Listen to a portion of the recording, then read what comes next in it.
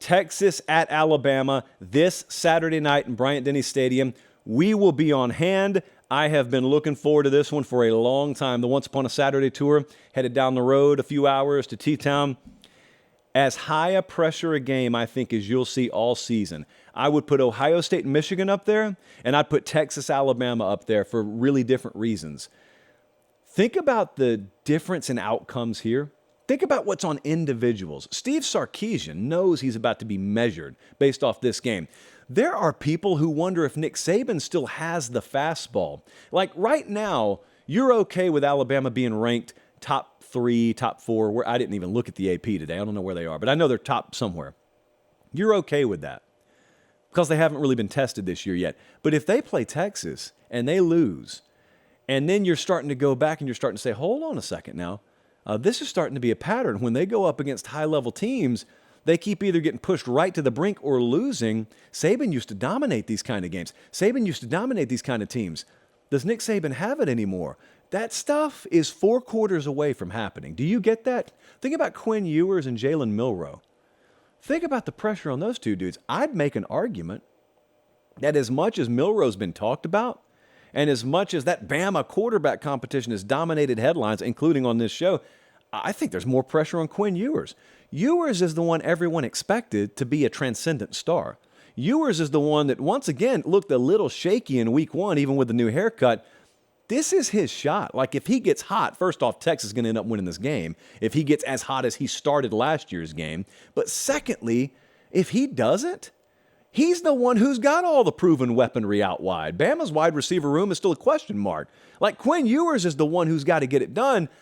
Bama can win with Milroe playing a pretty good game. Texas is not winning unless Quinn Ewers shines. And if he doesn't, you're quickly running out of statement opportunities in college. So that's all we've got on the line Saturday night. The status of Alabama's secondary is very important here. I was going to say very key, but one of the kids' last names is Key. So Jalen Key was the UAB transfer, really good player. Banged up last Saturday. Status is questionable. Malachi Moore, status is questionable. Now, I did the most digging I could today over there, and without sacrificing confidential, highly classified info, I'd bet money that Malachi Moore plays Saturday. I don't know about Jalen Key. I have no idea. But why is that important? I think it's pretty obvious. Because when Texas's buses arrive, not only is Quinn Ewers getting off there, A.D. Mitchell's getting off there. I know my man Xavier Worthy is getting off, and if I'm right, immunity to that, by the way, if I'm right about him being a dark horse Heisman guy, this is the game where he's got to shine. They're good at tight end at Texas. They're way deeper than I just listed at wide receiver. And man, when I think back to where Bama struggled last year, and I think back to teams throwing the ball down the middle of the field, mind you, against them, I think about guys like Josh Heupel finding the mismatch. That day in Knoxville, we were there for that one too, it was Jalen Hyatt, and it was against a bunch of guys, mainly DeMarco Helms, and that was it. That was all they needed. It wasn't really overly sophisticated. It was just, this dude's better than that dude. If we can match him up, we can win because we got a quarterback in Hendon Hooker that can get it to him.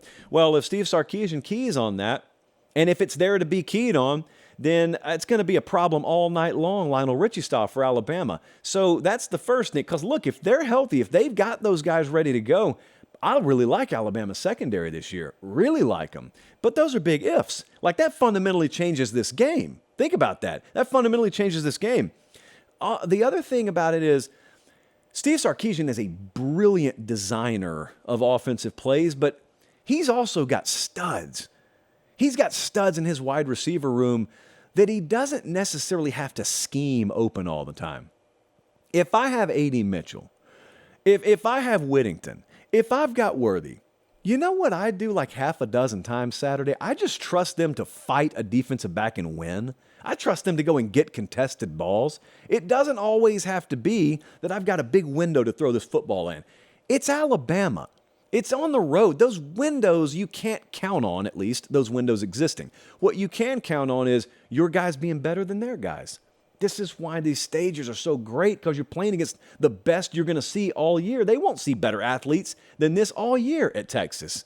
And so you go test yourself, because if you win those early in the game, you know what that feels like on that Texas sideline? And do you know what it feels like on the Bama sideline? Do you know what it feels like in the stands? You know what it feels like at home?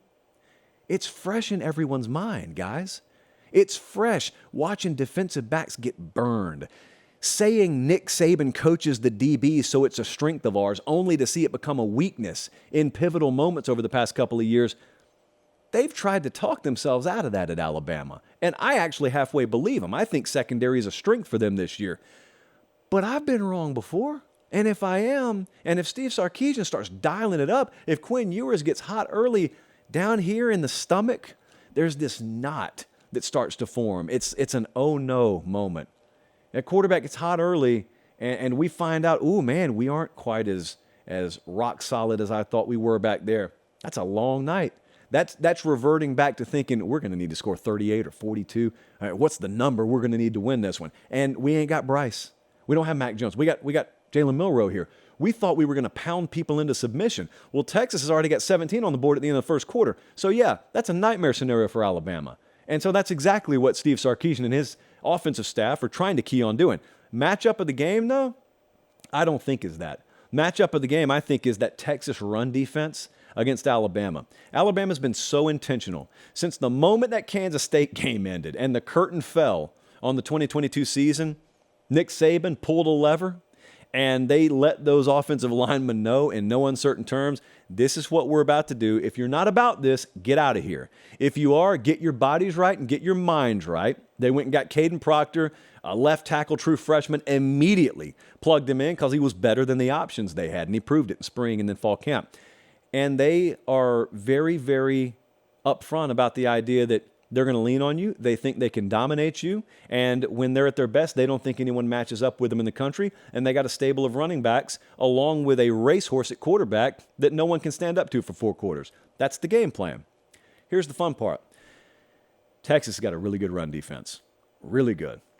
And so you want to talk about you want to talk about one of the matchups of the year in out-of-conference games.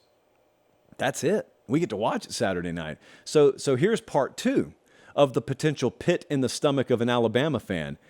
If you're just running into a brick wall and it's 1st and 10 and it's 2nd and 11 and it's 3rd and 13 and that happens a few times in that first quarter and you realize, we can't run the ball.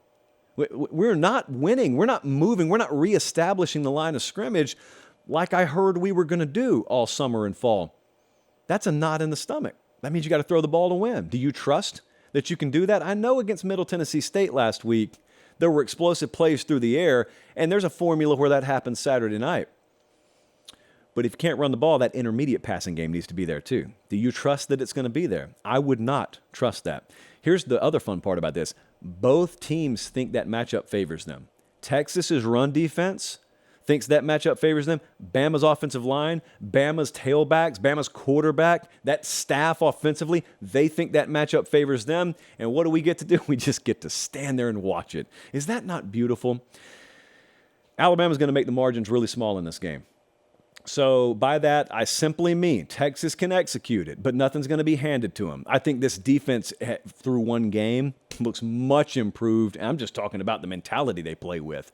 There were not a lot of missed tackles last week. The other thing about Alabama, albeit through one game, is they didn't have a bunch of penalty issues last week, and Texas did. Texas's offensive line struggled last week. The offensive line was the biggest question mark position for Chip Brown and the guys and girls over at Horns 24/7 through fall camp. And that gets me to my prediction. The Vegas number is Bama -7 right now. What does our model think? Model's really aggressive. It's got Bama -8.5. I had to deflate that number a little bit because the raw data had Bama minus double digits. Computer still sees a gap between these teams. When you factor in home field advantage, it especially does. I think that even though players like Will Anderson left this team, I think their defense is better. I think it's a better matchup for Alabama this year too. And I think the mismatch that will be most glaring through 4 quarters will be Texas's offensive line on the road facing that pass rush and that front. I think Bama's going to get after them a little bit there. And I think it's going to lead to Quinn Ewers still making some big plays. I think it's going to make them inconsistent enough offensively to force some mistakes and also to force enough, not 3 and outs necessarily, but get off the fields for Alabama to where they end up being able to control clock like they want to. and be able to lean a little bit. I'm going to take Bama to win. I'm actually going to take Bama to cover as well. I don't think it's Texas's time yet. And I think it's pure desperation mode for Alabama, which sounds crazy. I don't think I've ever said that about them before they've lost a game. Just think about that for a second. When's the last time you saw Bama backed into a corner? When's the last time you saw them in wounded animal mode before they've lost a game? The answer is you haven't, because no one ever doubts them. Folks are doubting them. I got folks on my staff picking Texas straight up. I got people on my staff betting money they can't be affording to lose right now. And I'm absolutely going to collect if they're wrong. And that's not relegated to just my staff. A lot of folks out there think that Bama doesn't have a quarterback. Texas does. And it's Sark's time and it's Texas's time. I'm sky high on Texas. I just think Alabama's the better team and they're at home, and that's about the long and short of it. So I'm going to take Alabama to win. I'm going to take Alabama to end up covering. I'm not predicting a blowout there, by the way. That's just a fourth quarter, probably late in the game, Alabama tacks on a score. Close, competitive game. Whew, I'm looking forward to it either way, though. We're going to be down there all day Friday in Tuscaloosa, certainly down there Saturday. Field level for those games is unlike anything that you've ever seen. I know some people tout European soccer, even though they hadn't been to a match, so please stop. It's unlike anything you could ever imagine. The lead up and build up to kickoff in a big college football game and third downs in a road environment in big-time college football games at Texas's stadium, at Bama's stadium, those places are both the same. It's to the degree that you can't believe people can function in it. Like, I've been at LSU for a number of these games. It's stunning to me that 19-year-old kids can function in that. I'm impressed. Pro guys can do it, but college guys, I cannot believe that they're able to function in that. Remember, I don't care if you're Texas or Alabama. PateStateMaterial.com is the place for you right now. The Once Upon a Saturday tour is headed down to Tuscaloosa. We leave that specialty shirt in the store for 1 week only. The Once Upon a Saturday tour, Bryant-Denny Stadium, September 9th, 2023, Tuscaloosa, Alabama. Once that thing's gone, once the clock strikes midnight, basically, Saturday night, that one's done, and you will never be able to get that again. I get to have them all. That's one of the benefits of it being your store. And also, the Pate State, My State series, I got one for Texas. I got one for Alabama over there. Those things are flying. We've kept them in stock, but those things are flying out of the store. So thank you. Even in Utah, I saw those shirts all over the place. So I expect nothing less at Alabama and the rest of the way throughout the Once Upon a Saturday tour in this season.